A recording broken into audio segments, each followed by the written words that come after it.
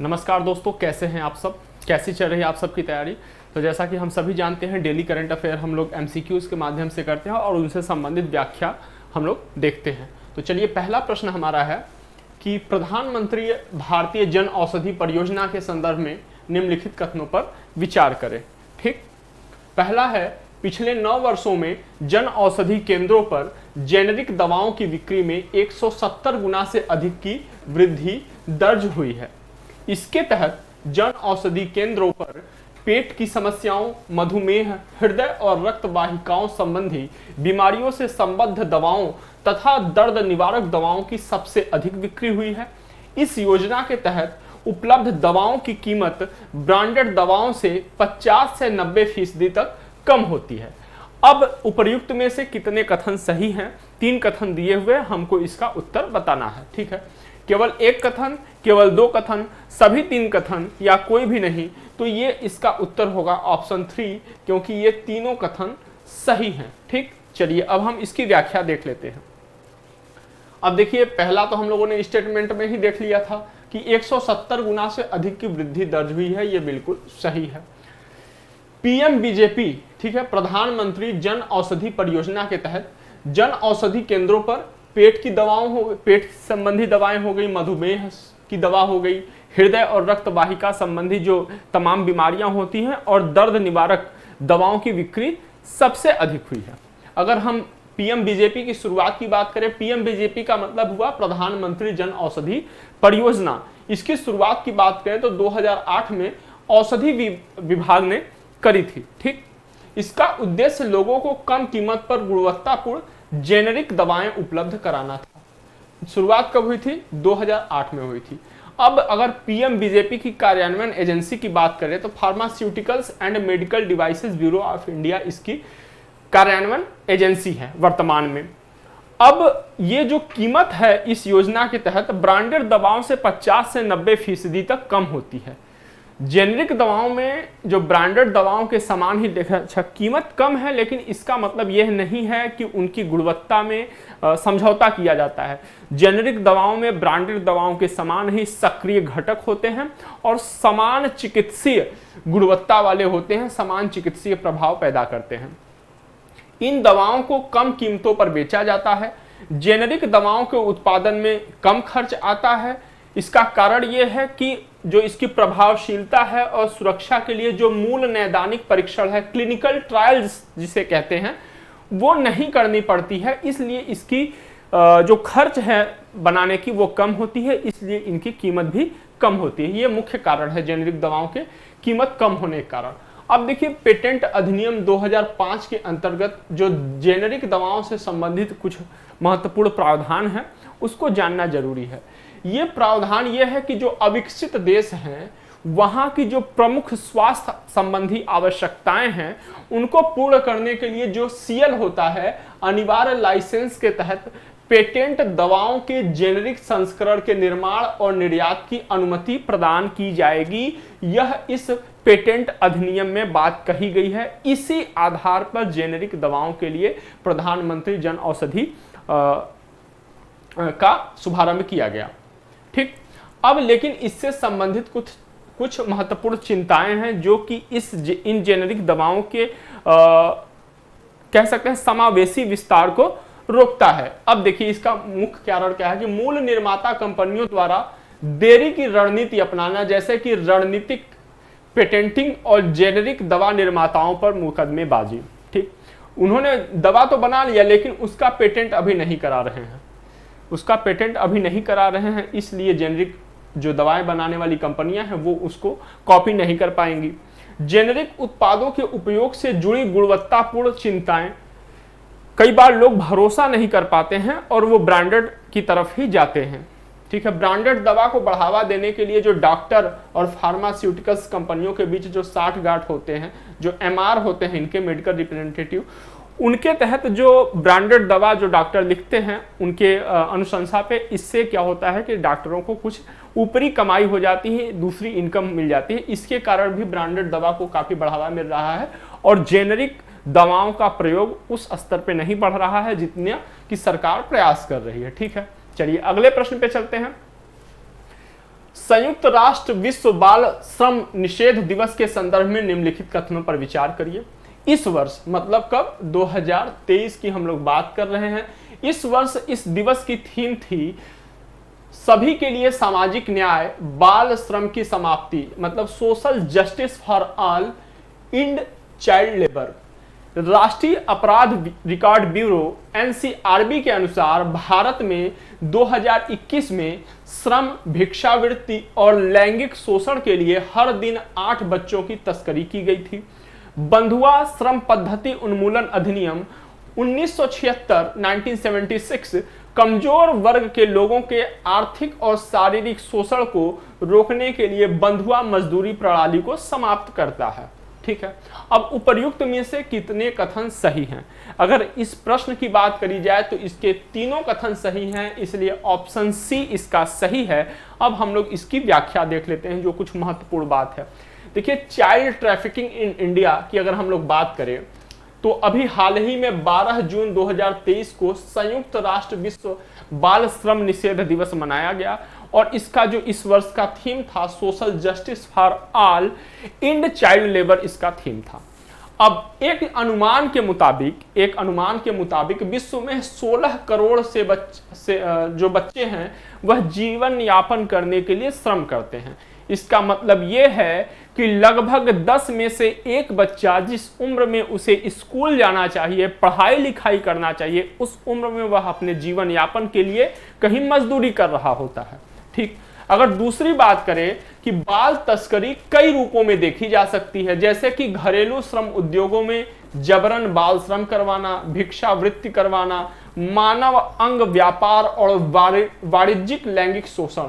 ये बाल श्रम के कई तरीके हैं जो कि बच्चों के द्वारा किए जाते हैं, या हम ये कह सकते हैं किसी के द्वारा जबरन कराए जाते हैं। ठीक है, अगर हम एनसीआरबी के राष्ट्रीय अपराध रिकॉर्ड ब्यूरो के डेटा की बात करें तो भारत में 2021 में, ठीक है, ये जो ऊपर ये कारण दिए हुए हैं उन्हीं के बारे में बात कर रहा है कि श्रम, भिक्षावृत्ति और लैंगिक शोषण के लिए हर दिन 8 बच्चों की तस्करी करी गई। ये सरकार का रिपोर्ट है, एनसीआरबी का रिपोर्ट है। वर्ष 2021 में प्रत्येक दिन इन बाल श्रम के लिए, भिक्षावृत्ति के लिए या लैंगिक शोषण के लिए प्रत्येक दिन कम से कम 8 बच्चों की तस्करी करी गई। ठीक, आगे देखते हैं इसके बारे में। अच्छा, कुछ कारण जिम्मेदार है, आखिर ये बाल तस्करी हो क्यों रही है, इसके लिए कुछ कारण जिम्मेदार है। पहला कि गरीबी एवं भूखमरी। ठीक, परिवार गरीब है, भूखमरी के कगार पे है, तो वो बच्चों को कई बार न चाहते हुए भी ऐसा उन्हें कदम उठाना पड़ता है। रोजगार की कमी, जाति और समुदाय आधारित भेदभाव भी एक इसका बड़ा कारण है। ग्रामीण क्षेत्रों में अनुचित व्यवहार, ये भी बड़ा कारण है। और कोविड-19 महामारी या जलवायु परिवर्तन जैसी तमाम बाह्य कारण भी इसे प्रभावित करते हैं, ये भी जिम्मेदार हैं। अब बात करते हैं, चूंकि बाल जो है कि तस्करी से संबंधित हम लोग बात कर रहे हैं, तो भारत में तस्करी विरोधी कौन कौन से कानून हैं जो कि किसी भी रूप में बाल तस्करी को रोकने में मददगार साबित है, इनके बारे में हम देखेंगे।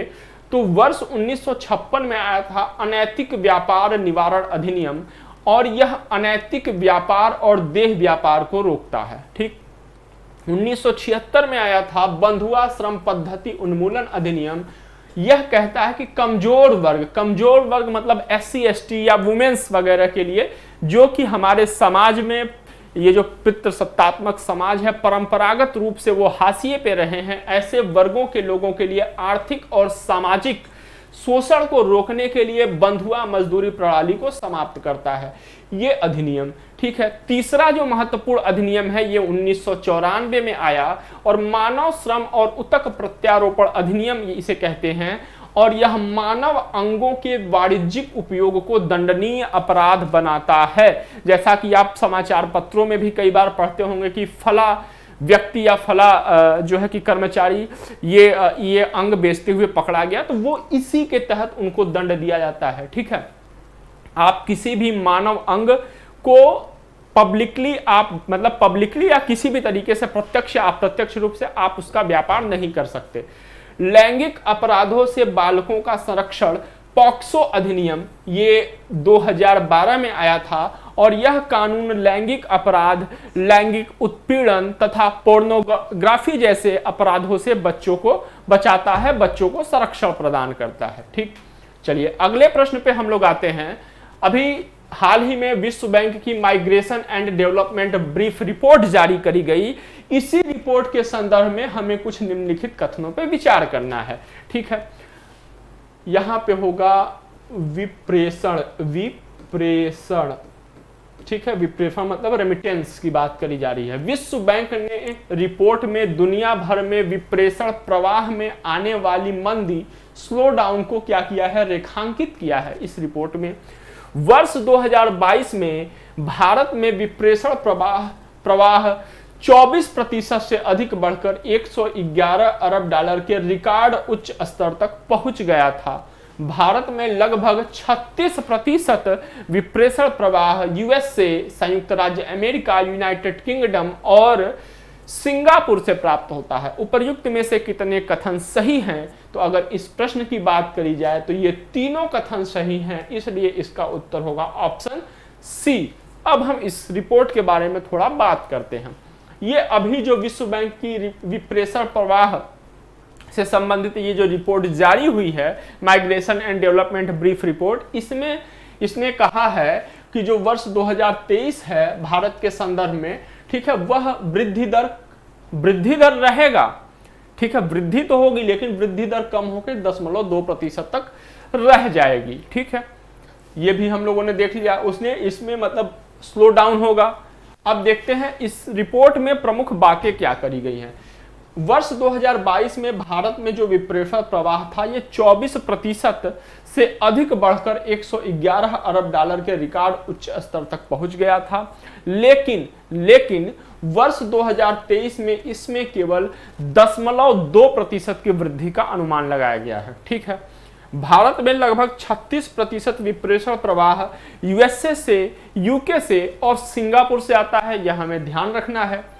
वर्ष 2023 में ठीक है, LMIC मतलब निम्न और मध्यम आय वाले देशों में विप्रेषण प्रवाह में केवल 1.4% की वृद्धि होने का अनुमान है, जबकि 2022 में LMIC में जो विप्रेषण प्रवाह में जो वृद्धि थी वह 8% की वृद्धि दर्ज करी गई थी। ठीक, अगर हम दक्षिण एशिया की बात करें तो दक्षिण एशिया में जो विप्रेषण वृद्धि दर है वो सबसे कम रहेगा, जो कि 0.3% तक रह सकता है।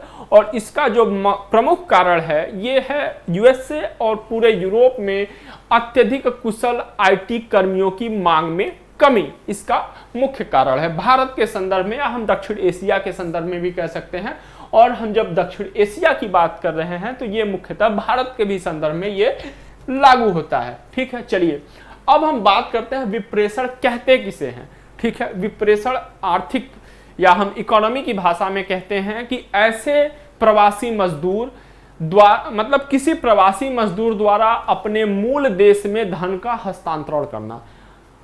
कोई व्यक्ति, आपके फैमिली का कोई व्यक्ति यूरोप में है, ठीक है, यूरोप में है, वहां उनको जो आय मिलती है, वहां उनको जो सैलरी मिलती है, उसको आपके देश में, इंडिया में या आपको ट्रांसफर करना ही क्या है, धन का हस्तांतरण इस तरीके से करना ही विप्रेषण कहलाता है। ठीक है, और अगर हम विप्रेषण की महत्व की बात करें तो LMICs के लिए मतलब जो निम्न और मध्यम आय वर्ग के जो देश हैं उनके लिए यह घरेलू आय का एक महत्वपूर्ण स्रोत है।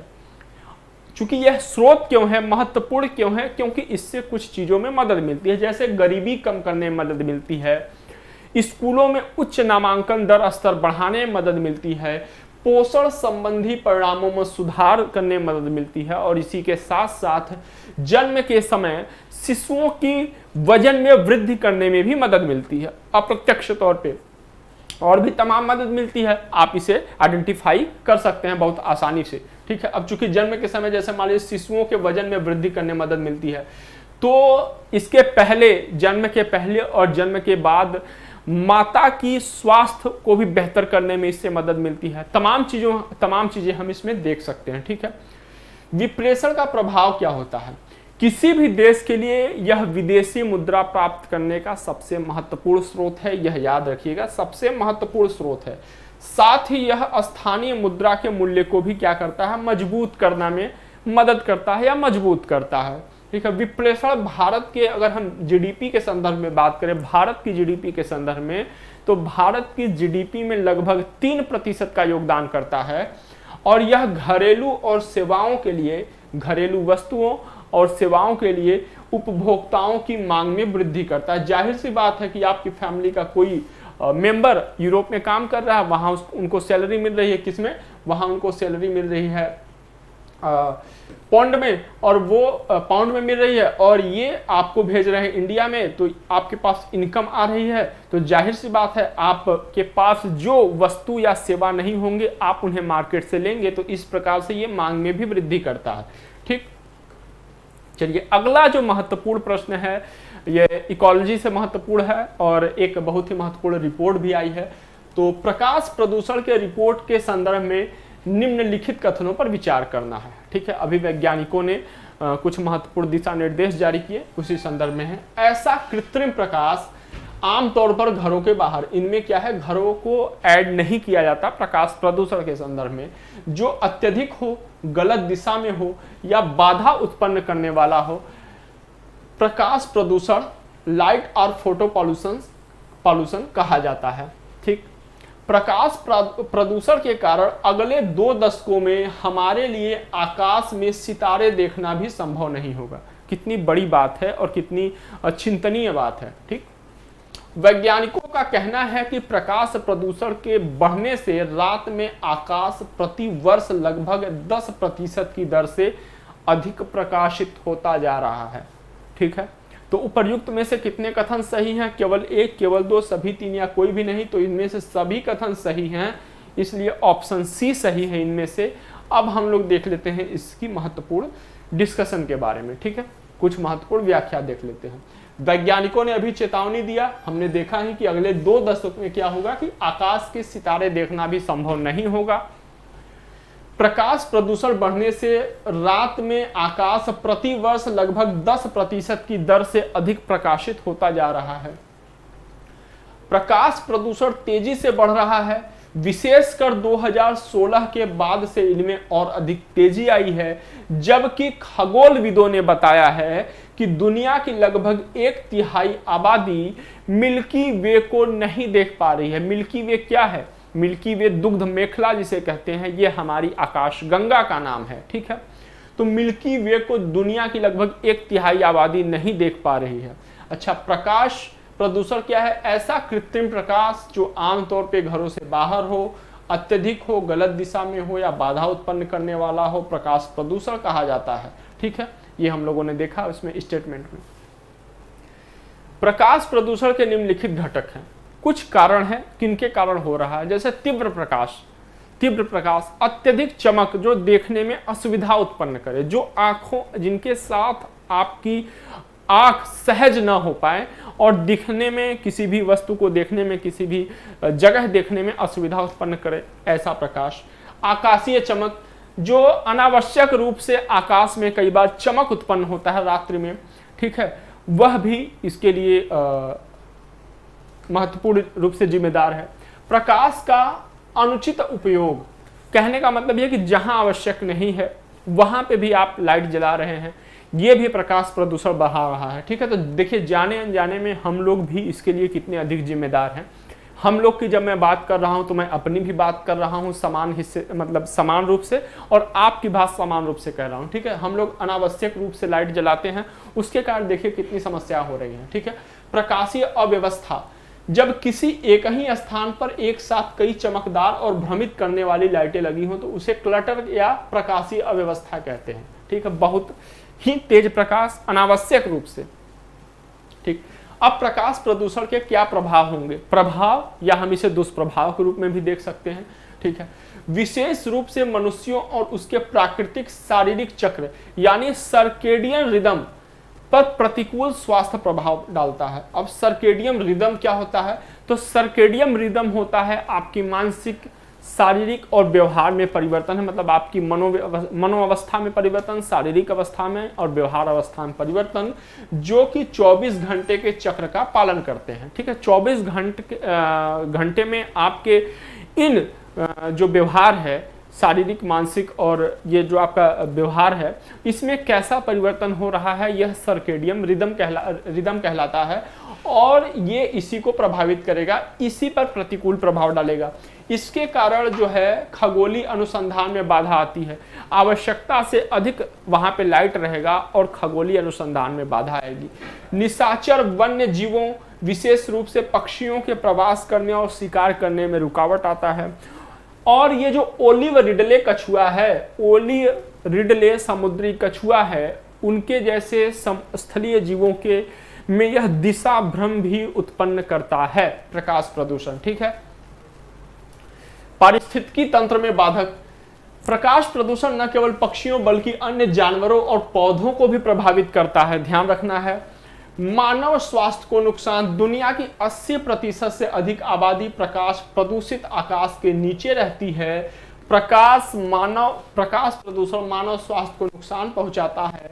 यह नींद संबंधी विकार, मधुमेह और अन्य स्वास्थ्य समस्याओं को बढ़ाता है। अच्छा, अब जब बात कही जा रही है कि घरों की लाइट इसमें ऐड ऑन नहीं करी जाती, तो आप रात में अगर लाइट जला के सो रहे हैं तो आप अनावश्यक रूप से, क्योंकि जो काम बिना लाइट जलाए हो सकती उसे आप लाइट जला के कर रहे हैं, तो यह भी अनावश्यक रूप से हो रहा, तो ये भी प्रकाश प्रदूषण का एक घटक है। ठीक, अब प्रकाश प्रदूषण को रोकने से संबंधित कुछ महत्वपूर्ण उपाय कि प्रकाश चमक को क्या किया जा सकता है, कम किया जा सकता है। नीले और सफेद रंग के प्रकाश का इस्तेमाल कम करना चाहिए हमें।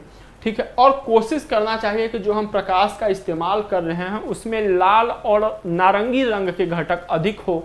ठीक है, मोशन सेंसर का इस्तेमाल किया जाना चाहिए, ताकि जब जरूरत हो, जबकि कोई गतिविधि घटित हो रही हो, तब ही लाइट ऑन हो, अन्यथा जब कोई गतिविधि या जब कोई जरूरत न हो तो लाइट अपने आप ऑफ हो जाए। ठीक है, ऐसा इसमें हम लोग कर सकते हैं। ठीक है, तो चलिए, ये महत्वपूर्ण कुछ टॉपिक्स थे जिन पे कि जो प्रीलिम्स के नज़रिए से बहुत ही महत्वपूर्ण थे। तो आज हम लोगों ने इन प्रश्नों पे बात किया और प्रश्नों के माध्यम से हम लोगों ने विस्तृत व्याख्याएं देखी। हम लोग कल फिर आपके सामने कुछ नए प्रश्नों के साथ आएंगे और कुछ रोचक व्याख्याओं के साथ आएंगे। तब तक के लिए जय हिंद, जय भारत।